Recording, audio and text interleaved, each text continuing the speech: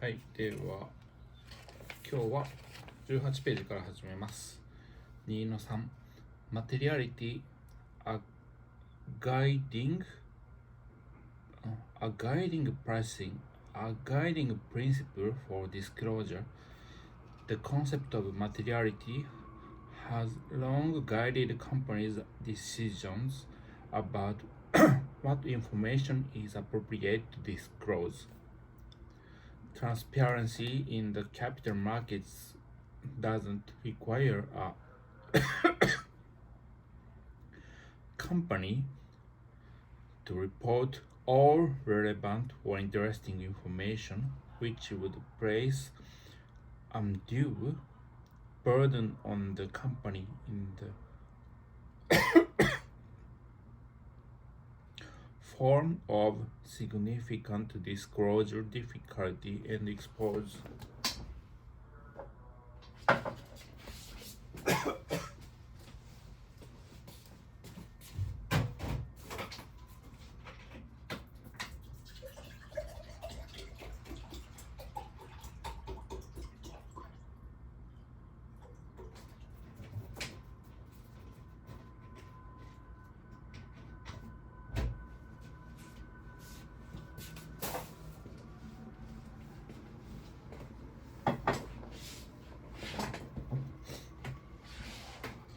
はい、もう一回、18ページの2パラグラフからいきます。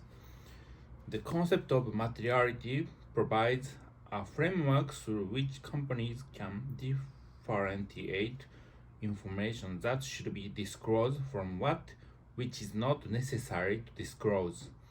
The concept of materiality also helps regulators determine whether enforcement action is appropriate for false, misleading, or incomplete disclosures, and helps courts make final decisions in case of disclosure-based litigation. Although materiality has been a bedrock for disclosure for decades, its definition and application haven't been static over time. As with society around it, the concept of materiality has evolved as new questions have emerged about how to apply the definition to disclosure decisions. US case law provides clear examples of how the concept and interpretation of materiality have changed over time.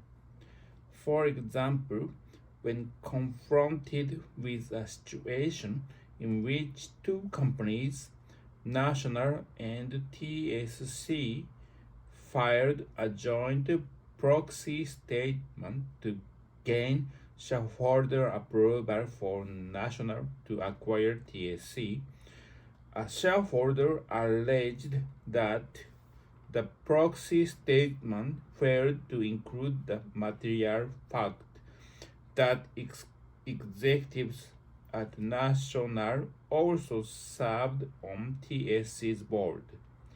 The case centered on a key question: would knowledge via disclosure of National executives serving on TSC's board have changed a reasonable investor's voting decision?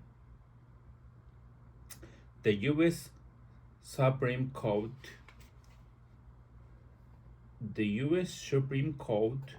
determined that information is material if its execution would have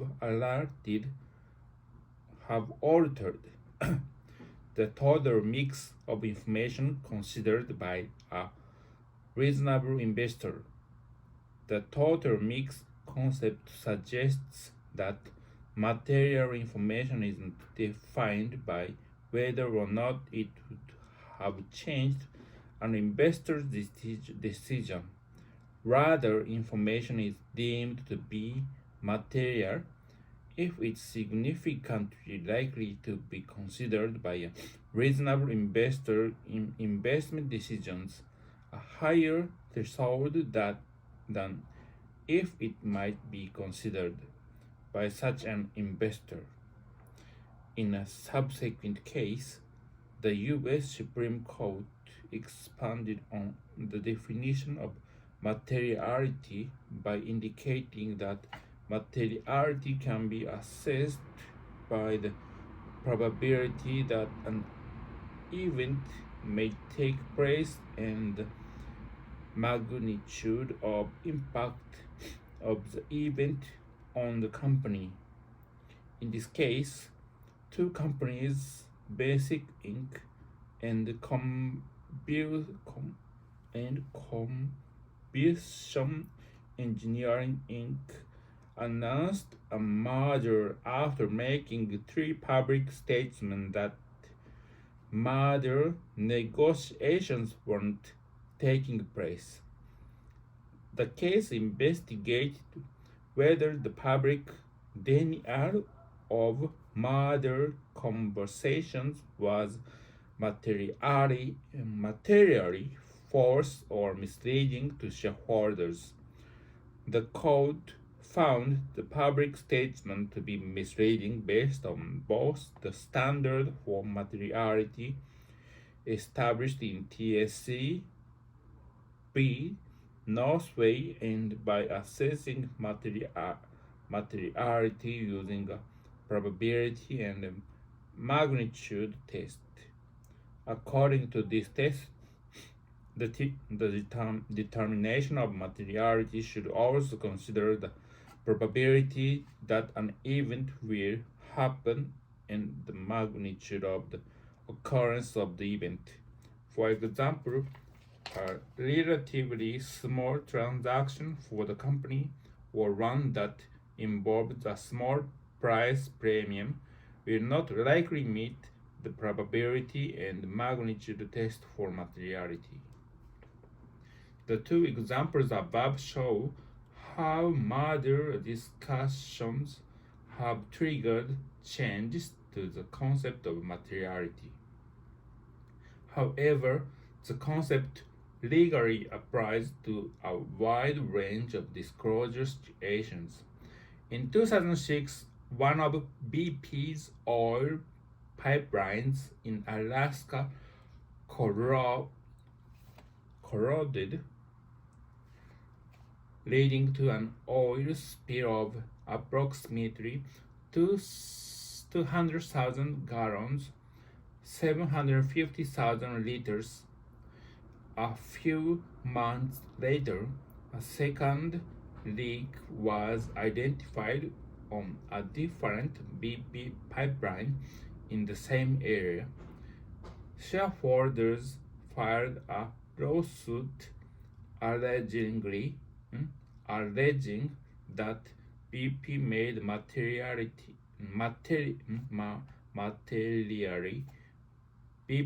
materially false and misleading statements about its knowledge of pipeline corrosion, pointing to, among other things, statements made to the press by BP's senior executive overseeing the pipeline project and a statement from BP's annual report. One of the press statements claimed that the pipeline corrosion, which ultimately resulted in the spill, had been detected earlier at a low manageable rate. The statement in BP's annual report conveyed management's belief that BP materially complied with applicable environmental laws and regulations and adhered to environmental best practices. A federal court found the statement to be materially false. Specifically, the press statement was deemed false because it contradicted internal BP documents. As a result, disclosure of information regarding BP's knowledge of possible collusion would have alerted, no, no, would have altered the total mix of information available to investors and should have been disclosed as material information.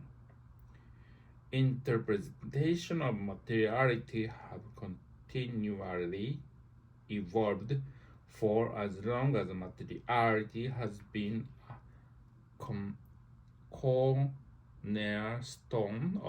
cornerstone of disclosure. The concept of materiality will be reviewed in more detail in Chapter 6. 2.4 The road to standardized accounting procedures.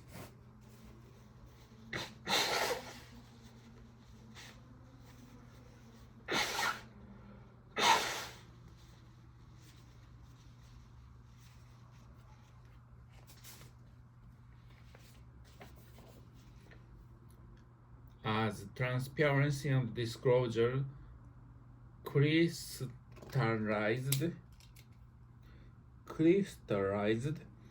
as cornerstones of the capital markets, the accounting profession began a long journey that would eventually result in the establishment of generally accepted accounting principles aimed at improving the consistency and comparability of financial reporting procedures.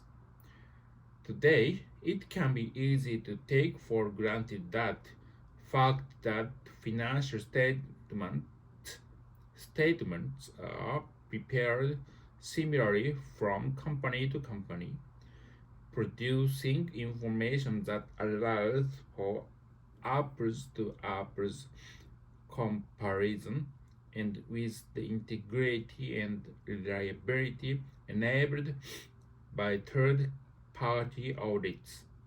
However, the road to today's robust and reliable systems of financial disclosure saw significant hurdles which collaboration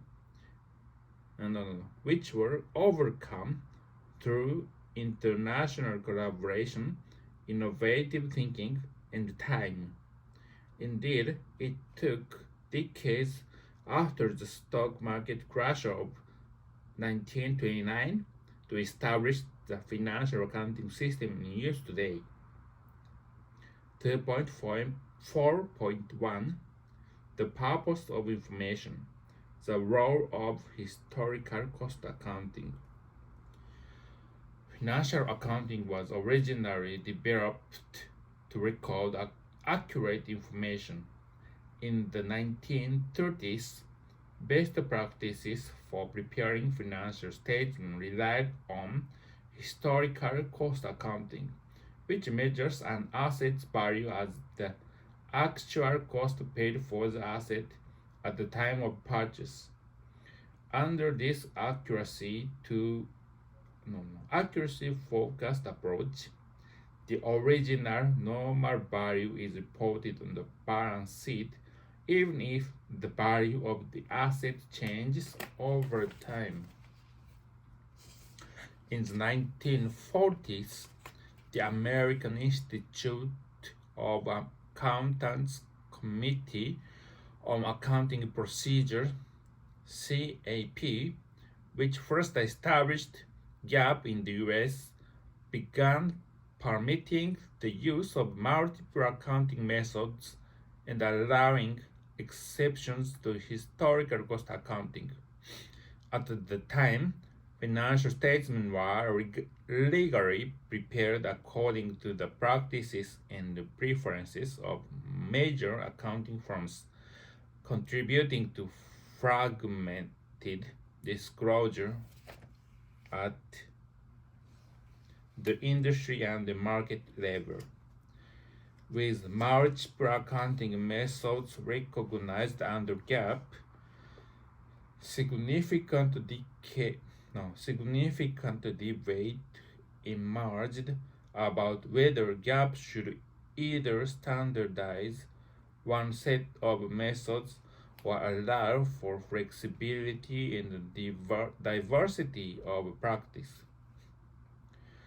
On the other hand, non-standardized accounting practices cater to the needs of more reporting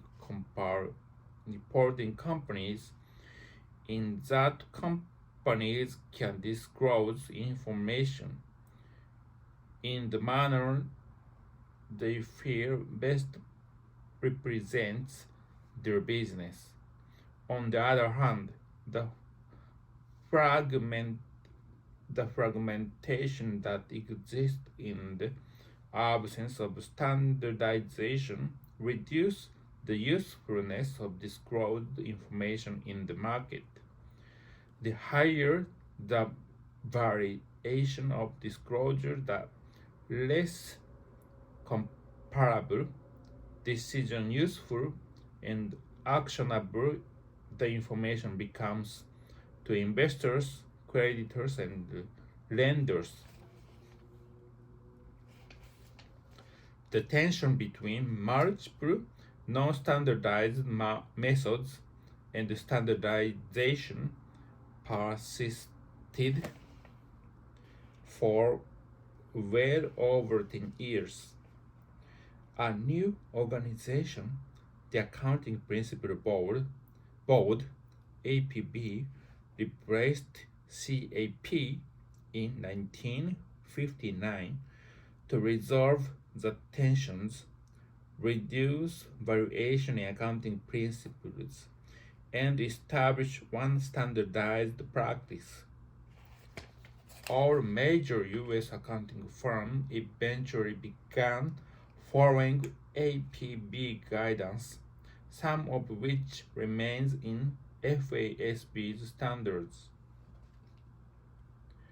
2.4.2 Decision usefulness advances standardization efforts.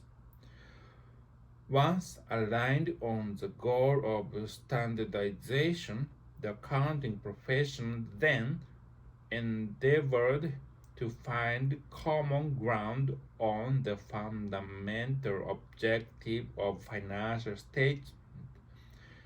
Debates about historical cost accounting versus other asset valuation methods centered on the view that financial accounting exists to accurately identify the value of assets, which some argued changes over time.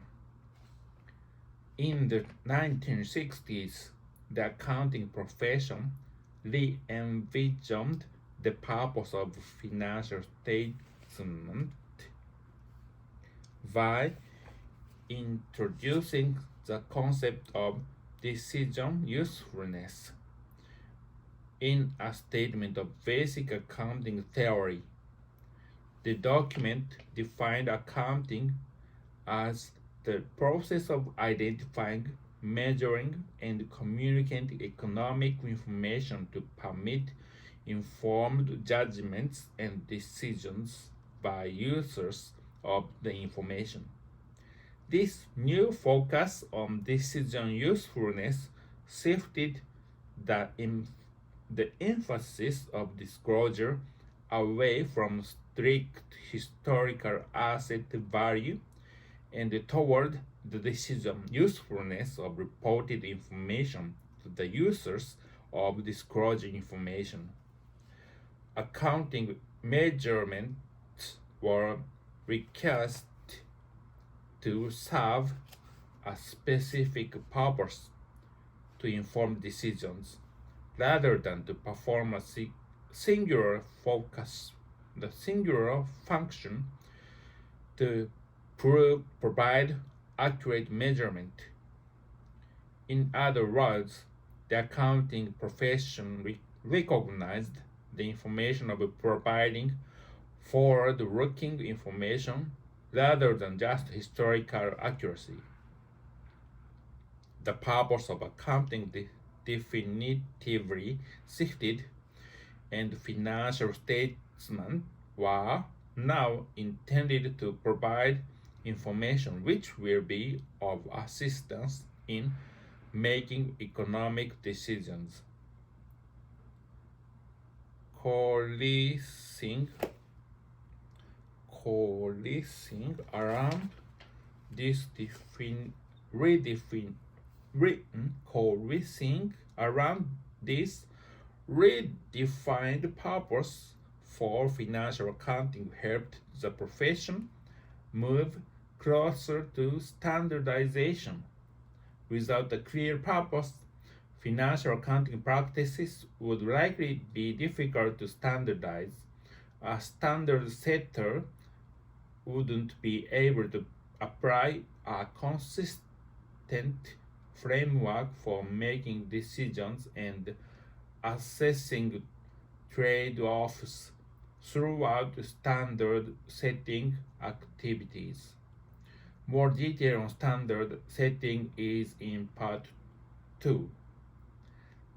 The accounting profession thus aligned behind a coherent theory which effectively linked decision usefulness to the information required to make investment decisions.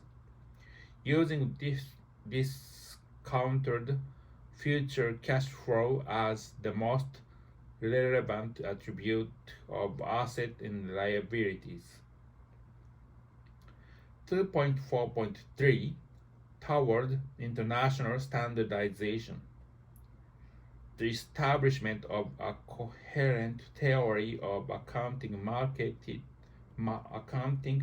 marked a vital step toward standardization. However, alignment on purpose and theory wasn't sufficient to address the goal: fragmentation of accounting and disclosure practice in use. For example, although accounting practices in Australia, Canada, New Zealand, the UK, and the US were similar in many ways, they differed in key areas. Accounting methods in Australia, New Zealand, and the UK uniquely allowed companies to revalue their property, plant and equipment, PPE, including investment property, while other jurisdictions still required companies to adhere to historical costs. Significant differences also existed among accounting practices of continental Europe and Japan, where income taxation drove accounting practice, where reported profit determined by law the dividend to be declared, and where financial results could be manipulated by secret reserves. Globally, two key developments in the 1970s established the financial accounting system as it exists today.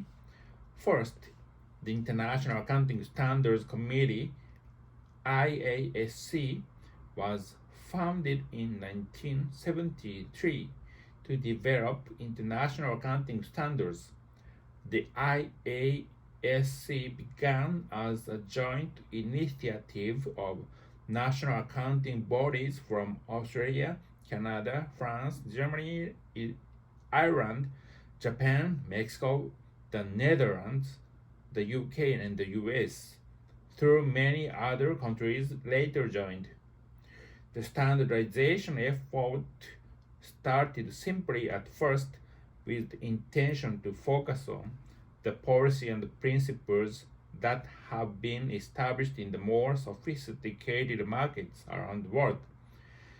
As the IASC gained credibility and buy-in, it grew beyond the efforts of national accounting bodies and in 2001 became the International Accounting Standard Board IASB, an independent standard setting organization with robust governance and due process. Today, IASB oversees the development of the International Financial Reporting Standards IFRS standards, the goal of which is to develop, in the public interest, a single set of high quality, understandable, enforceable, and globally accepted financial reporting standards based upon clearly articulated principles. The IFRS standards are required by public companies domiciled in more than 140 jurisdictions and are optional for listed companies in a range of jurisdictions, including China, Japan, and the US. 1 month after the IASC was formed, the Financial Accounting Standard Board (FASB) was established in the US to replace the APB, which hadn't successfully resolved the dissatisfaction dissatisfaction about the lack of widespread support for standardized accounting. The FASB emerged to serve as an independent, full-time organization dedicated to the development of financial accounting standards. The FASB was thus recognized as the authoritative score or authoritative source of US GAAP. When FASB was founded, the American Institute of Certified Public Accountants published a report to definitively align on the purpose of financial disclosure based on the underlying belief that clear financial reporting objectives would support the establishment of financial accounting standards. The report seconded and bolstered the decision usefulness objective that had emerged in the profession, with a strong emphasis on the importance of discounted future cash flows for identifying decision usefulness to investors. Interestingly, the support also stated that the economic and social goals of business are equally important. The committee pointed to environmental externalities such as pollution to illustrate that some corporate activities impose costs of the rest of society. In addition to providing decision useful information to investors, the report determine the objective of financial statements is to report on those activities of the enterprise affecting society which can be determined and described and measured and which are important to the role of the enterprise in its social environment. Over the course of several decades, global accounting standards organizations achieved global principal level alignment and standardization for financial disclosure. Number global standardization that doesn't completely preclude some degree of local flexibility in financial reporting. Companies have the freedom to go beyond the standards from SAAB and IASB to report additional metrics and or provide context for the information that standards require. The diversity of goal markets measures it's likely that company in every country whichever applies the same way. However, the high level of alignment and adoption of global accounting standards that exists today allows for a comparison of financial reports around the world and has continued greatly to well-functioning global capital markets. To inform of standards for the disclosure of financial information, resulting in reliable, comparable decision useful information across markets can be easily overlooked for cannot be understood. In fact, the U.S. Treasury Secretary Lawrence Summers notably remarked in 1999. There is no innovation more important than that of generally accepted accounting principles. It means that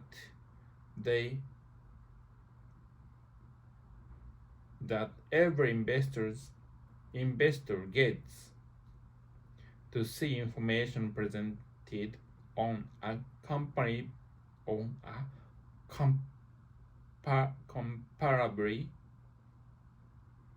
basis, that their discipline on company management in the way they report and monitor their activities, that they are whole groups of people of seeking to refine the way in which we measure and understand how companies' prospects are being described and presented. Following the advent of standardized financial disclosure, companies, investors, and capital markets stakeholders began to recognize that financial information also doesn't necessarily create a complete body of decision useful information.